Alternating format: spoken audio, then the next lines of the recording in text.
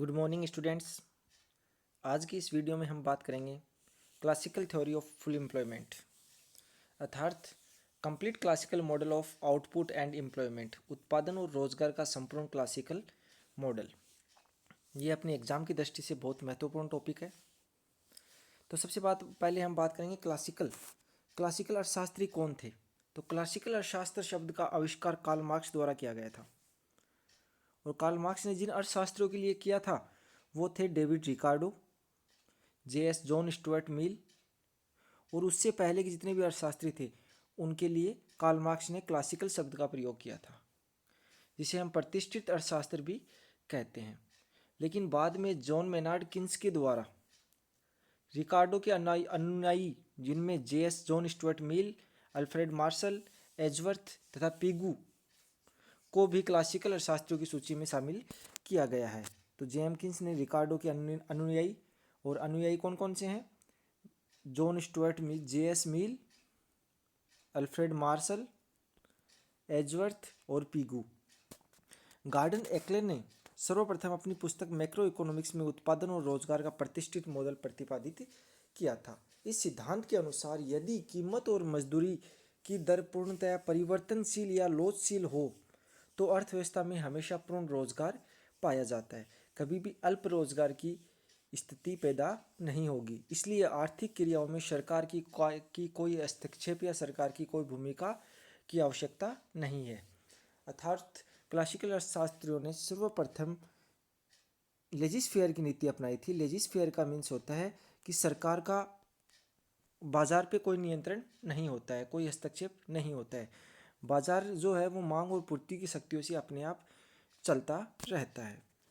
इस सिद्धांत के अनुसार पूर्ण रोजगार एक पूंजीवादी अर्थव्यवस्था की सामान्य स्थिति होती है, कभी भी इसमें अल्प रोजगार या अति रोजगार की स्थिति प्राप्त नहीं होती है।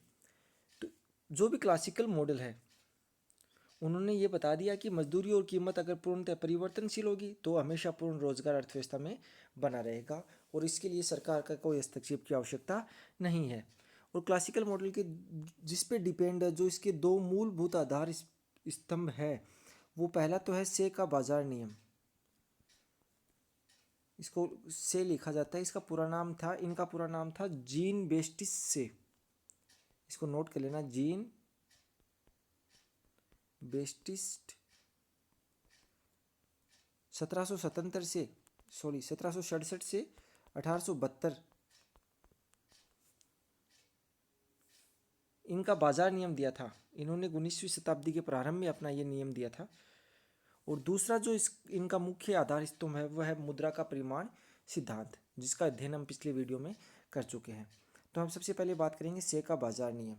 तो से का बाजार नियम, इसको ध्यान रखना कि पूर्ति अपनी मांग स्वयं पैदा करती है। तो से के अनुसार आप तो उत्पाद से कहते हैं कि बाजार में उत्पादन करके छोड़ दो, वह उत्पादन ऑटोमेटिक बिक जाएगा। अर्थात पूर्ति जो है वो अपनी मांग है वो स्वयं पैदा कर लेती है। सप्लाई क्रिएट्स ओवन डिमांड, ठीक है। इसके परिणाम स्वरूप उत्पादन, आप जितनी मान लो जितना उत्पादन हुआ है, चाहे उत्पादन ज़्यादा हो चाहे कम हो, तो उसकी मांग या तो उपभोग के लिए या विनियोग के लिए अवश्य हो जाएगी, ठीक है। यह नियम जो है वो वस्तु विनिमय और मुद्रा विनिमय दोनों में लागू होता है। तो देखते हैं, यह नियम जॉन बेस्टिस से के द्वारा दिया गया था। इस नियम के अनुसार पूर्ति अपनी मांग का निर्माण स्वयं करती है, ये इंपॉर्टेंट है। इसका अभिप्राय यह है कि अर्थव्यवस्था में जितना भी उत्पादन किया जाए वह सारा उत्पादन या तो कंजप्शन में या निवेश उपभोग में काम में ले लिया जाएगा। कोई भी अति उत्पादन की स्थिति अर्थव्यवस्था में नहीं रहेगी। यह नियम अर्थव्यवस्था में वस्तु विनिमय प्रणाली, चाहे मौद्रिक प्रणाली, मुद्रा विनिमय प्रणाली, दोनों स्थितियों में लागू होता है। बार्टर सिस्टम वस्तु विनिमय प्रणाली वह होता है कि एक वस्तु के स्थान पे अपन दूसरी वस्तु का प्रयोग करें, ठीक है। कि आपको आपने एक वस्तु का उत्पादन किया, उसको बेचकर आपने दूसरी वस्तु प्राप्त कर ली। मौद्रिक प्रणाली जिसमें वस्तु का अपन विनिमय जो है वो मुद्रा के थ्रू करते हैं। तो सबसे पहले अपन बार्टर इकोनॉमी के अंदर शे का नियम देखते हैं। तो वस्तु विनिमय जो प्रणाली होती है, क्योंकि हमेशा वस्तु विनिमय प्रणाली अर्थव्यवस्था में उत्पादन आवश्यक रूप से उपभोग के उद्देश्य से किया जाता है। लोग उत्पादन क्यों करते हैं? ताकि अन्य जो उत्पादक हैं उनसे प्राप्त उत्पादन को वो खरीद सके। अर्थात हम कह सकते हैं कि लोग उत्पादन के लिए उत्पादन करते हैं, और वास्तव में जो उत्पादन का कार्य होता है वो कष्टप्रद होता है। तो लोग अपने उपभोग के लिए या तो वो क्या करेंगे, किसी मान लो एक व्यक्ति है वो गेहूं का उत्पादन कर रहा है, ठीक है, तो गेहूं का उत्पादन उसके लिए कष्टप्रद है, तो या तो वो गेहूं का उत्पादन खुद के उपभोग के लिए करेगा, या फिर उस गेहूं के बदले में बाजार से अन्य वस्तुएं खरीदने के लिए करेगा, ठीक है।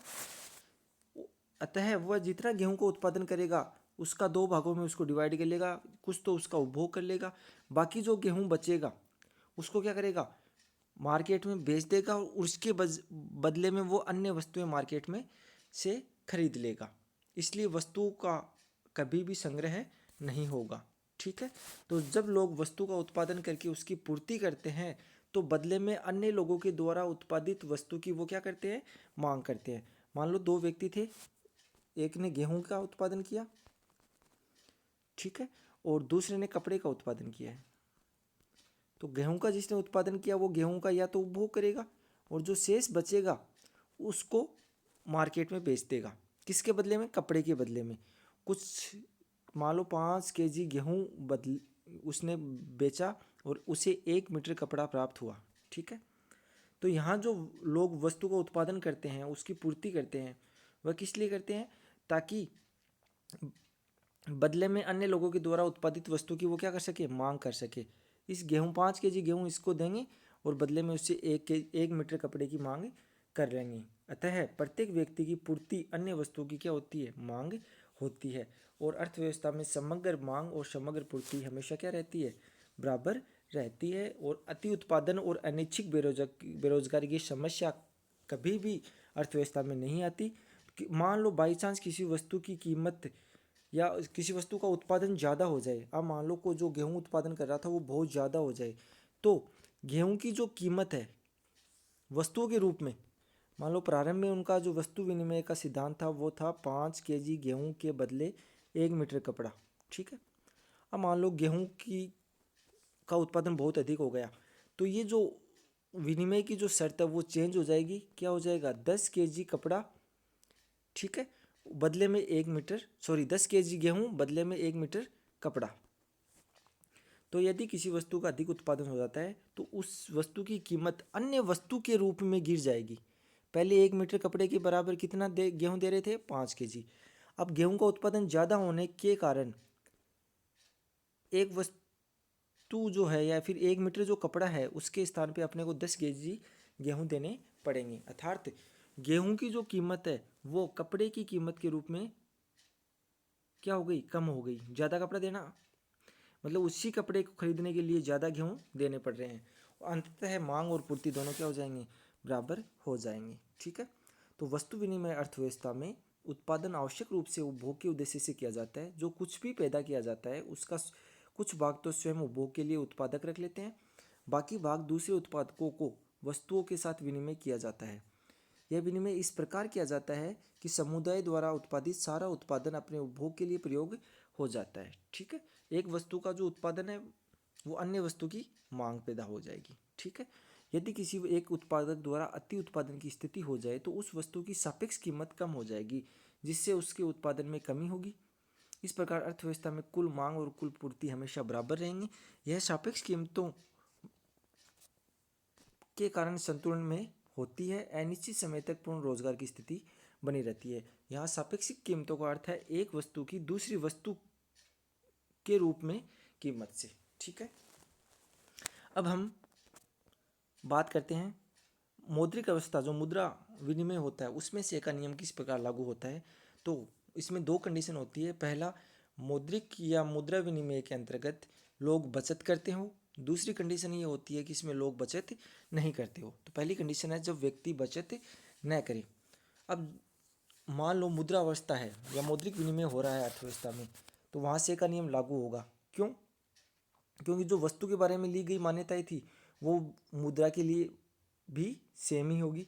अब लोग क्या होंगे, उत्पादन करेंगे, पैसे कमाएंगे और फालतू नकदी अपने पास नहीं रखेंगे, ठीक है। बचत नहीं कर रहे लोग, नकदी नहीं रखते हैं, मुद्रा का केवल एक ही कार्य होता है यहाँ, कौन सा? केवल विनिमय का कार्य होता है। ठीक है, मुद्रा एक विनिमय का माध्यम होती है। तो लोग वस्तु को बेचकर जितनी मुद्रा प्राप्त करते हैं वह मुद्रा तुरंत वह अन्य वस्तुओं को खरीदने के लिए खर्च कर दी जाती है, क्योंकि वो अपने पास नहीं रखते हैं। अब अगर अर्थव्यवस्था में या जितने भी लोग हैं वो सब ऐसे ही करें कि जितनी नकदी उनके पास आ रही है, जितनी मुद्रा आ रही है, वो कुछ तो उपभोग कर लेंगे, या फिर जितनी भी मुद्रा प्राप्त हो रही है उसको एज इट इज़ वो अन्य वस्तुओं को खरीदने में खर्च कर देंगे, तो कभी भी अति उत्पादन और बेरोजगारी की समस्या उत्पन्न नहीं होगी। तो इसमें देखना, जब मुद्रा प्रचलन में होने पे एक विशेष मान्यता की आवश्यकता होती है, वह यह है कि व्यक्ति अपने पास मुद्रा का संग्रह नहीं करता है, वह कोई भी मुद्रा स्टोर या बचत नहीं करता है। यदि व्यक्ति पूरी आय को खर्च करता है तो अर्थव्यवस्था में कभी भी अति उत्पादन की स्थिति नहीं होगी और वह हमेशा अर्थव्यवस्था जो है वो पूर्ण रोजगार में बनी रहेगी। दूसरी कंडीशन ये होती है कि जब लोग बचत करने लग जाते हैं, तो सेका बाजार का नियम उस समय भी लागू होता है जब लोग अपनी आय में से बचत करने लग जाएं। किंतु बचत से समग्र मांग में कमी उत्पन्न नहीं होती है, क्योंकि एक विवेकशील जो बचत करता है, मान लो किसी व्यक्ति ने 1,000 रुपये कमाए, उसकी आय कितनी थी? 1,000 रुपये। ठीक है, उसमें से उसने 100 रुपये खर्च कर लिए, तो 900 रुपये उसकी क्या हो गई? बचत हो गई। अब एक विवेकशील जो बचत करता है वह इन 900 रुपये को अपने पास नकदी के रूप में फालतू में नहीं रखेगा, वह इन 900 रुपये को या तो व्यापारी को उधार देगा ब्याज पे, ठीक है, या फिर वो बैंक के पास उधार देगा। ठीक है, और बैंक और व्यापारी ये दोनों इनको क्या करेंगे? आगे अन्य किसी उद्योग या व्यापार में निवेश करेंगे। ठीक है, तो ये फालतू की नकदी अपने पास नहीं रख के 900 रुपये व्यापारी को दे दिए या बैंक में जमा करा दिए, और ये बैंक और व्यापारी जो है वह अपने इन पैसों को क्या करते हैं? अन्य उत्पादन क्रियाओं में या अन्य किसी व्यापार में निवेश करते हैं। अतः ये नियम से का नियम लागू हो जाता है, क्योंकि इसमें बचत जो होती है वो निवेश के बराबर हो जाती है। ठीक है, दूसरा जो आधारभूत स्तंभ था वह था मुद्रा का परिमाण सिद्धांत। तो मुद्रा का परिमाण सिद्धांत, जैसा कि अपन ने पढ़ा था कि मुद्रा की मात्रा और कीमत स्तर में प्रत्यक्ष और आनुपातिक संबंध होता है। हमने पढ़ा था कि mv जो होता है वो pt के बराबर होता है। यहाँ v जो है मुद्रा का चलन वेग है, m जो है वो मुद्रा की मात्रा से को दर्शाता है, p वस्तु की कीमत स्तर को, t जो है वो लेन देन या सौदों को दर्शाता है, ट्रांजैक्शन को दर्शाता है। ठीक है, अब यहाँ v और t स्थिर होने के कारण m जो है वो समानुपाती होता है किसके? कीमत के। अर्थात जैसे जैसे अर्थव्यवस्था में मुद्रा की मात्रा में वृद्धि होती है, मुद्रा की पूर्ति में वृद्धि होती है, वैसे वैसे कीमत स्तर भी बढ़ता चला जाएगा। ठीक है, मुद्रा के परिमाण सिद्धांत के अनुसार मुद्रा की पूर्ति MS सप्लाई ऑफ मनी तथा कीमत स्तर में आनुपातिक तथा प्रत्यक्ष संबंध होता है। यदि मुद्रा की पूर्ति को 2 गुना कर दिया जाए तो मांग बढ़ जाएगी और कीमत भी कितनी हो जाएगी? 2 गुना हो जाएगी। और अगर मुद्रा की पूर्ति को आधा कर दिया जाए तो कीमत भी आधी हो जाएगी। ठीक है, लोग मुद्रा को बचाकर नहीं रखते हैं, इस जिसके कारण मुद्रा की पूर्ति हमेशा मुद्रा की मांग पर बनी रहती है। परंपरागत सिद्धांत जो क्लासिकल मॉडल है उसमें समग्र मांग का निर्धारण मुद्रा की पूर्ति से होता है। इस विचारधारा के अनुसार समग्र मांग मुद्रा की पूर्ति में प्रत्यक्ष आनुपातिक संबंध होता है। इस विचारधारा के अनुसार अर्थव्यवस्था पूर्ण रोजगार पर कार्य करनी चाहिए, जिसके कारण उत्पादन को नहीं बढ़ाया जा सकता है। अब जो इम्पोर्टेंट है वह है प्रतिष्ठित मॉडल जो क्लासिकल मॉडल दिया गया है उसकी कौन कौन सी मान्यताएं हैं। तो सबसे पहली मान्यता है कि वस्तु बाजार या श्रम बाजार, जिसको अपन साधन बाजार भी बोल सकते हैं, ठीक है, वस्तु बाजार और साधन बाजार में पूर्ण प्रतियोगिता होती है। क्लियर। दूसरा है अर्थव्यवस्था में पूर्ण रोजगार, अर्थव्यवस्था जो है वो पूर्ण रोजगार के स्तर पर कार्य कर रही है। ठीक है, आर्थिक क्रियाओं में सरकार का किसी प्रकार का हस्तक्षेप नहीं होता है, अर्थात लेजिस फेयर की नीति अपनाई जाती है। मजदूरी, ब्याज की दर और वस्तु की कीमतें पूर्णतः लोचशील, ये बहुत इंपॉर्टेंट मान्यता है इसकी, कि मजदूरी और ब्याज की दर और वस्तु की कीमतें पूर्णतः परिवर्तनशील होती है। ठीक है, और मजदूरी पूर्णतः परिवर्तनशील या लोचशील तभी होगी, कब होगी? जब या तो जो ट्रेड यूनियन है, मजदूर संघ है, वो कार्य नहीं करे, दूसरा सरकार का कोई हस्तक्षेप नहीं हो, तभी क्या होगी? मजदूरी परिवर्तनशील होगी। ठीक है, अर्थव्यवस्था पर विदेशी व्यापार का कोई प्रभाव नहीं पड़ता है, अर्थात अर्थव्यवस्था जो है वो बंद अर्थव्यवस्था है जिसमें किसी भी प्रकार का आयात और निर्यात नहीं होता है। फर्म का उद्देश्य हमेशा लाभ को अधिकतम करने का होता है, अर्थात वैल्यू ऑफ मार्जिनल प्रोडक्टिविटी, सीमांत उत्पादन के मूल्य के बराबर मजदूरी का निर्धारण होता है। और ये इंपॉर्टेंट है, अर्थव्यवस्था में उद्योगगर एकीकरण हो रहा है। उद्योगगर एकीकरण का मतलब होता है कि प्रत्येक उद्योग में अंतिम वस्तु का उत्पादन होता है, अर्थात श्रमिकों को जब काम पे लगाया जाता है तो किसी भी प्रकार की इंटरमीडिएट कमोडिटी अर्थात मध्यवर्ती वस्तु का उत्पादन नहीं होता। तो वो उद्योगगर एकीकरण का मतलब यहाँ है कि किसी एक उत्पाद की कच्चे माल से लेकर निर्मित माल तक संपूर्ण उत्पादन प्रक्रिया एक ही फर्म के द्वारा की जाती है। ठीक है, कोई भी मध्यवर्ती वस्तु का उत्पादन नहीं होता। और अगर क्षैतिज रूप से एकीकृत की बात करें, इसका अभिप्राय ये है कि एक पदार्थ एक वस्तु का जो विक्रय तक की प्रक्रिया है वह अलग अलग फर्म के द्वारा की जाती है। ठीक है, ये इसकी जनरल मान्यताएं थी। अब जो क्लासिकल मॉडल है उसको सामान्यतः 3 भागों में बांटा जाता है।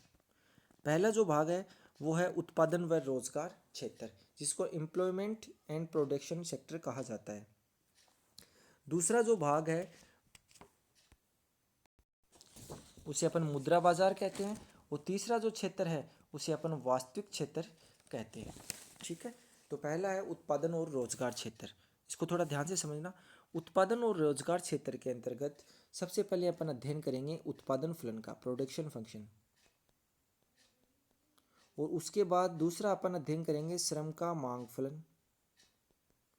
और तीसरा अपन अध्ययन करेंगे श्रम का पूर्ति फलन। तो ये तो था अपना उत्पादन और रोजगार क्षेत्र। ठीक है, उसके बाद जो द्वितीय क्षेत्र आता है उसमें अपन बात करते हैं मुद्रा बाजार की। ठीक है, और तृतीय क्षेत्र है वह वास्तविक क्षेत्र है, जहां अपन बचत फलन और निवेश फलन की बात करेंगे। बचत फलन क्या होता है और विनियोग फलन क्या होता है। तो सबसे पहले बात करते हैं एम्प्लॉयमेंट एंड प्रोडक्शन सेक्टर, उत्पादन व रोजगार क्षेत्र। तो इसमें पहला है अपना उत्पादन फलन। उत्पादन फलन जो है, उत्पादन की जो मात्रा है वो श्रम या रोजगार पर निर्भर करती है। तो y जो है वो फंक्शन होता है n का। यहाँ फंक्शन के साथ n जुड़ा हुआ है। n का मतलब यहाँ है रोजगार से। ठीक है, रोजगार का स्तर। तो ये स्वतंत्र चर है, ये आश्रित चर है। जैसे जैसे रोजगार का स्तर बढ़ेगा वैसे वैसे उत्पादन में भी क्या होगी, वृद्धि होने लग जाएगी। तो इसका जो डायग्राम बनेगा वो इस प्रकार बनेगा, देखना। एक्स अक्ष पे मैं एम्प्लॉयमेंट रोजगार को दर्शा रहा हूँ, वाई अक्ष पर मैं आउटपुट उत्पादन को दर्शा रहा हूँ। इसका डायग्राम इस प्रकार का बनेगा, अर्थात जैसे जैसे रोजगार बढ़ेगा वैसे वैसे उत्पादन भी बढ़ता चला जाएगा। क्लियर है यहाँ।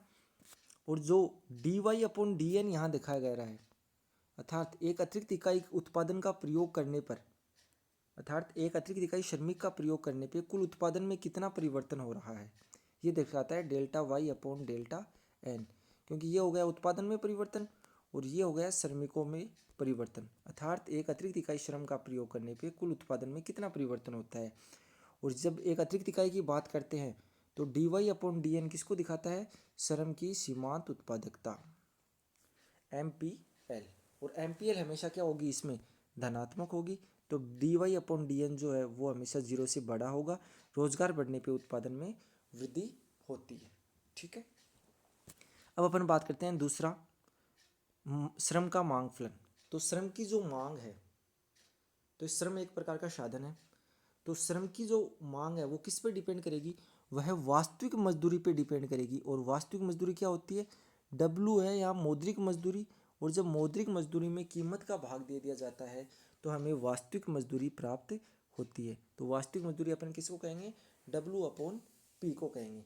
और ये एक कॉमन सी बात है, आप सोच के देखो, अगर आप एक उत्पादक होते, ठीक है, और आपको श्रमिकों की आवश्यकता होती और जब वास्तविक मजदूरी ज़्यादा होती, ठीक है, तो आप श्रमिकों की मांग ज़्यादा करते या कम करते। आप एक उत्पादक हो तो जैसे ही वास्तविक मजदूरी ज़्यादा हो गई तो आप श्रम की मांग को क्या कर दोगे, कम कर दोगे, आप मजदूर कम खरीदोगे। ठीक है, और अगर वास्तविक मजदूरी कम हो गई तो आप श्रमिकों की मांग को, क्योंकि आपको मजदूर सस्ते मिलने लग गए, तो आप श्रमिकों की मांग को बढ़ा दोगे। अर्थात वास्तविक मजदूरी और श्रमिकों की मांग जो होती है उसमें हमेशा विपरीत संबंध होता है। जब वास्तविक मजदूरी बढ़ती है तो श्रमिकों की मांग घटती है, और जब वास्तविक मजदूरी घटती है तो श्रमिकों की मांग बढ़ती है। ठीक है, तो यहाँ डी जो है वो फंक्शन होता है W/P का। W/P किसको दर्शा रहा है? वास्तविक मजदूरी को भी। तो रोजगार की मांग जो है या श्रमिकों की जो मांग है वो वास्तविक मजदूरी का फलन होता है, और इससे में कैसा संबंध होता है? विपरीत संबंध होता है। ठीक है, क्योंकि डी जो है वो फंक्शन हो गया W/P का, और डी जो है वो श्रम की मांग है, W/P है वो वास्तविक मजदूरी को दर्शा रहा है। ठीक है, और जो श्रम की मांग है वो श्रम की सीमांत उत्पादकता पर निर्भर करती है। क्लियर? अब देखना इसका डायग्राम अपन बना के देखते हैं। एक्स अक्ष पे मैं रोजगार की मात्रा n को दर्शाता हूँ, वाई अक्ष पे मैं वास्तविक मजदूरी W/P को दर्शाता हूँ। जब वास्तविक मजदूरी ज़्यादा है, मान लो यहाँ है, तो श्रम की मांग क्या होगी? कम होगी।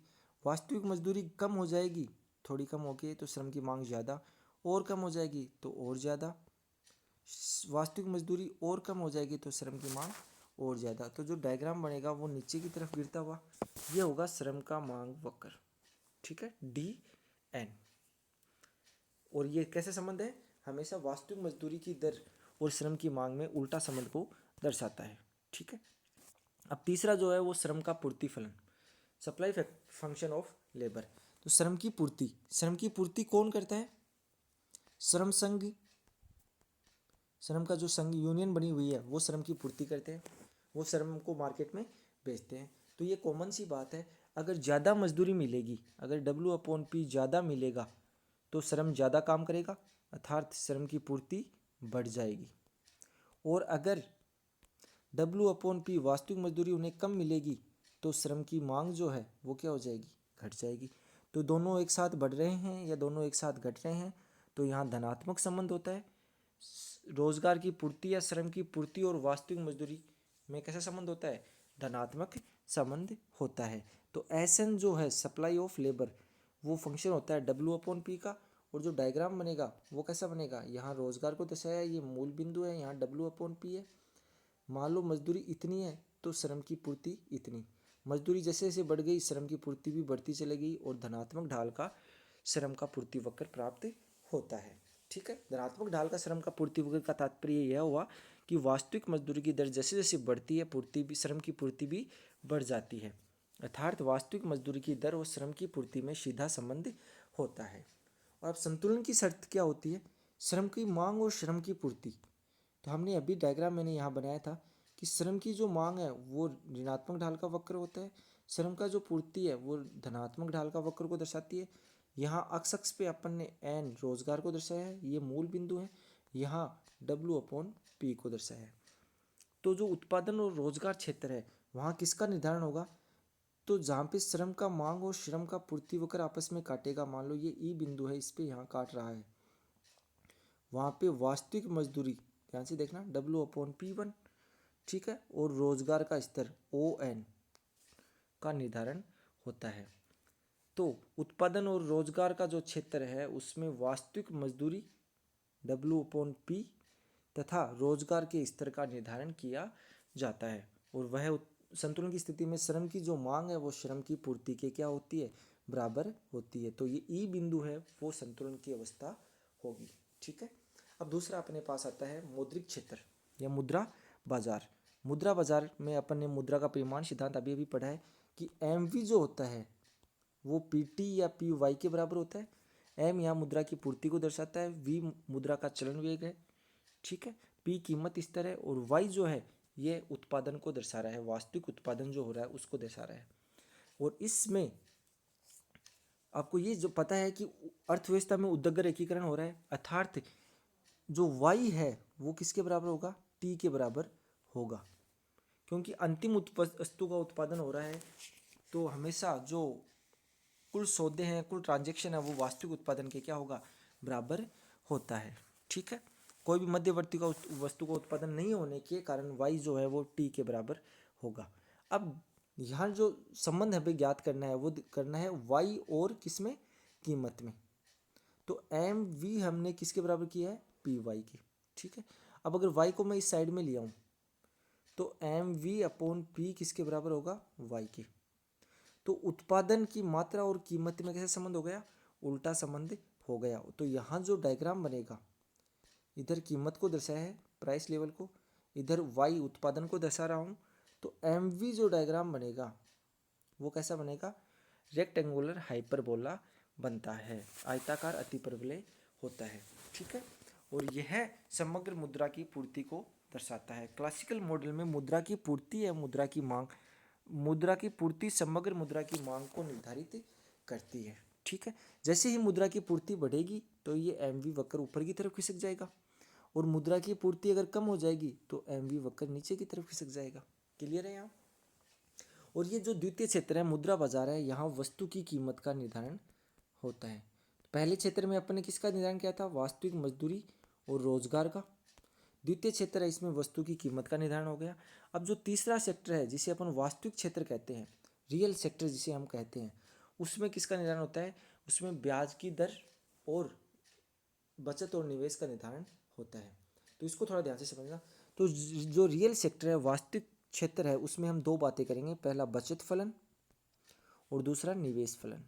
ठीक है, तो बचत फलन के लिए जो क्लासिकल अर्थशास्त्री कहते हैं कि बचत जो है वो ब्याज की दर के साथ का फलन होती है, अर्थात बचत है वो ब्याज की दर पर निर्भर करेगी। अगर ब्याज की दर ज़्यादा मिल रही है तो लोग बचत ज़्यादा करेंगे, और अगर ब्याज की दर कम होती है तो लोग बचत कम करेंगे।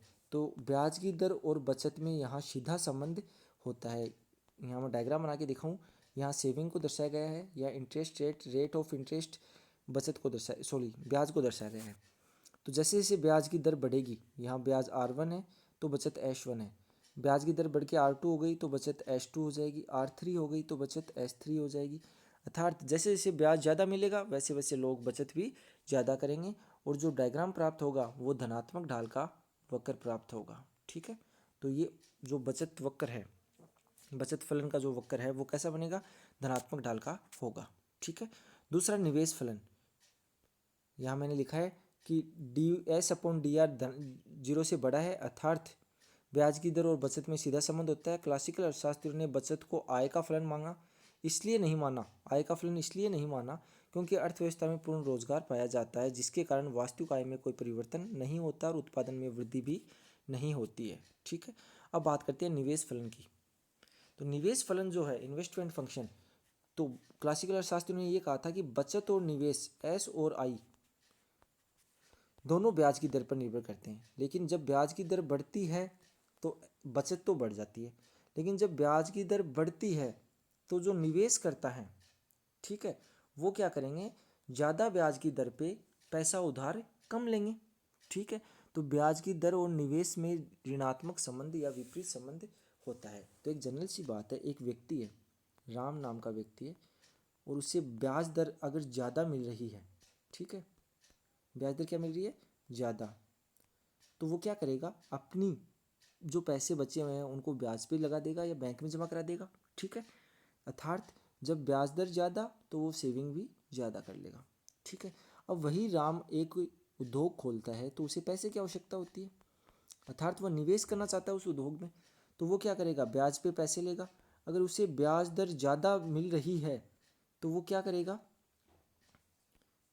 ज़्यादा ब्याज दर पे वो कम पैसे निवेश करेगा, क्योंकि उधार वो राम ज़्यादा ब्याज पे उधार भी कम लेगा, तो वो निवेश भी क्या करेगा, कम करेगा। तो ब्याज की दर और निवेश में विपरीत संबंध होता है, और जो वक्र बनता है वो ऋणात्मक ढाल का बनता है, और ये सप्लाई वक्र धनात्मक ढाल का, निवेश वक्र ऋणात्मक ढाल का, और यहाँ आई और एस निर्धारित होते हैं, और यहाँ ब्याज की दर, अर्थात बचत, निवेश और ब्याज की दर का निर्धारण जो होता है वो हमेशा वास्तविक क्षेत्र में होता है, और संतुलन के लिए जो निवेश होता है वो हमेशा बचत के क्या होता है, बराबर होता है, वह वस्तु बाजार में संतुलन पाया जाता है। ठीक है, तो यहाँ तीन आ गए, पहला उत्पादन व रोजगार क्षेत्र,